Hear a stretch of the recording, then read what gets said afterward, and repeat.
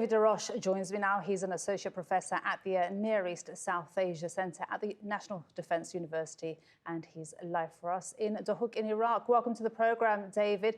Just your raw reaction to the US sending anti-personnel landmines to Ukraine just one day after allowing Ukraine's use of long-range missiles into Russia.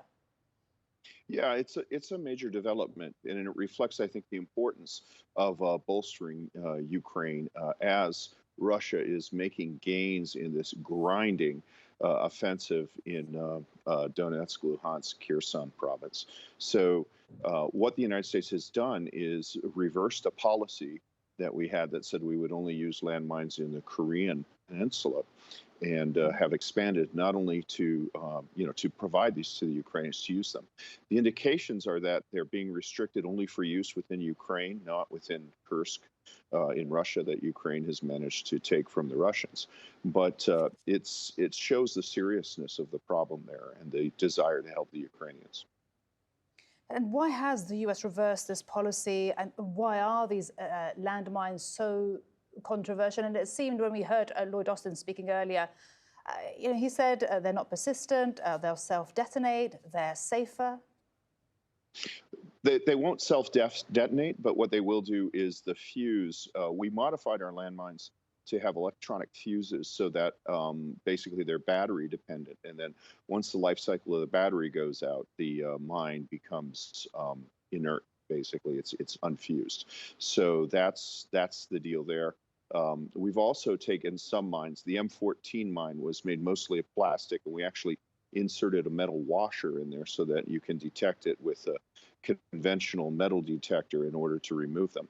A lot of this initiative was actually done at the urging of Donald Rumsfeld, who was just appalled that American ordnance had either a high failure rate or a high failure rate on fuses. And he initiated a very big project to increase the either the detonation of rounds when we wanted them to detonate, or to make it so they were inert if they did not.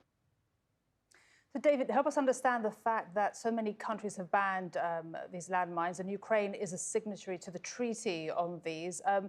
Why is it breaching this treaty, and is this helping Ukraine?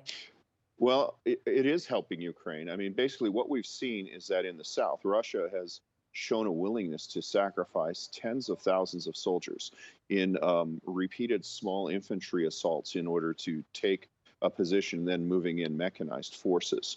And the Ukrainians are at a significant manpower disadvantage. So even though they are inflicting immense damage on the Russians, they are still unable to stop this very slow movement. The Russians are willing to sacrifice men for inches. So what this does is this complicates the efforts of Ukrainian or Russian dismounted infantry to attack fixed Ukrainian positions.